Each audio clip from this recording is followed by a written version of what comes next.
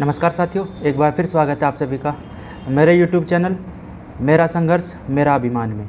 साथियों, first part में हमने बात करी थी कि मैंने अब तक अपना जीवन किन त्यागों के साथ व्यतीत किया, जो मेरे त्याग रहे हैं। अब मैं बात करता हूँ सीधा पॉइंट पर, और जो उस मुख्य घटना पर जिसका मैं आपको मुख्य रूप से बताना चाहता हूँ, जिसके बारे में। साथियों, वो घटना घटी दिसंबर 2021 में। दिसंबर 2021 में एक बहुत बड़ी घटना हमारे देश में घटी। हमारे जो CDS जी थे, CDS रावत जी, एक हेलीकॉप्टर दुर्घटना में शहीद हो गए। उनके साथ अन्य कई और जवान भी शहीद हुए। उस घटना से मुझे गहरा सदमा लगा और मैंने निश्चय किया कि अब से लेकर के जितना भी मेरा शेष जीवन रह रहा है, या जब तक ये शरीर रहेगा, मैं देश के लिए काम करूँगा, जनहित के लिए काम करूँगा। और फिर ऐसी कोई घटना हमारे देश में ना हो। उस दिशा में किस तरह से हम कदम बढ़ा सकते हैं, क्या काम कर सकते हैं, क्या सुधार कर सकते हैं, वो सारी चीज़ें मेरे मन में आई और मैंने लिखी। और यहाँ तक मैंने, आप मान के चलो कि 10 दिसंबर से लेकर 25 दिसंबर 2021 तक मैंने लगभग वो सभी बातें लिख ली जिनसे भारत विश्व गुरु बन सकता है।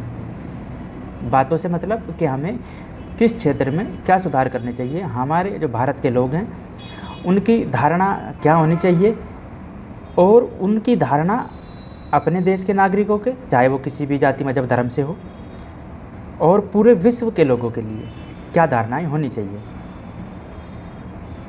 यानी कि वसुधैव कुटुंबकम की मैं बात यहाँ मुख्य रूप से करना चाहता हूँ कि हमें पूरे विश्व को एक परिवार मानकर चलना चाहिए, और उस परिवार में जो दोषी है उसे दंड भी देना चाहिए। पहले समझाने का प्रयास करें, समझ जा रहा है तो बहुत अच्छी बात है, समझ नहीं रहा है तो दंड भी दीजिएगा। वो दंड किसी भी प्रकार का हो सकता है गलत कार्य करने वाले के लिए। वो चीज़ें, वो सुधार, वो मैं विस्तार से आपके समक्ष रखना चाहता हूँ मुख्य रूप से। और उस समय हुआ क्या कि जब मैंने ये निश्चय किया कि मैं अपने शरीर का इस्तेमाल देश के लिए करूँगा, जनहित के लिए करूँगा, विश्व कल्याण के लिए करूँगा, फिर मुझे